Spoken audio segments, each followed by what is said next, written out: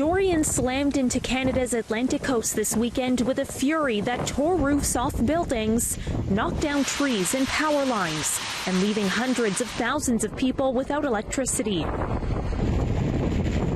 Intense winds produced by the remnants of Hurricane Dorian inflicted damage across the Maritime provinces, most dramatically blowing over a large crane, leaving its twisted remains hanging off a high-rise building under construction in downtown Halifax.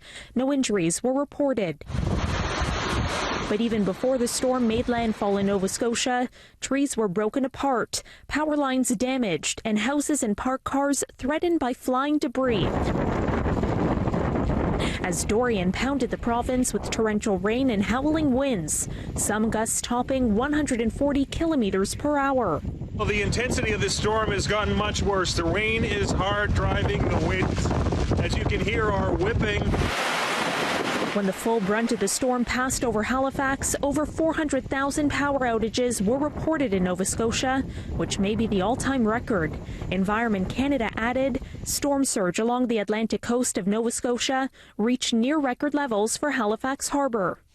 Matthew Moore from News 95.7 in Halifax says there is a massive amount of storm debris to remove from the streets as thousands of customers wait for their power to be restored. Trees down everywhere, power lines down, absolutely destroyed sections of town, which is quite devastating. Obviously, Halifax being quite an old city, so sad to see that a lot of the city has been devastated by the storm.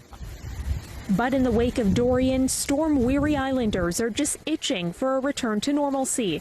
Potentially stir-crazy Haligonians without power are flocking to Tim Hortons for their coffee fix, causing traffic jams that are hampering the emergency response. City officials are asking people to hunker down as much as possible. They're really encouraging people to stay inside. Lots of people are kind of interfering with power crews and their ability to be able to do their job. There's a lot of curious people just wanting to drive around and see what's happening.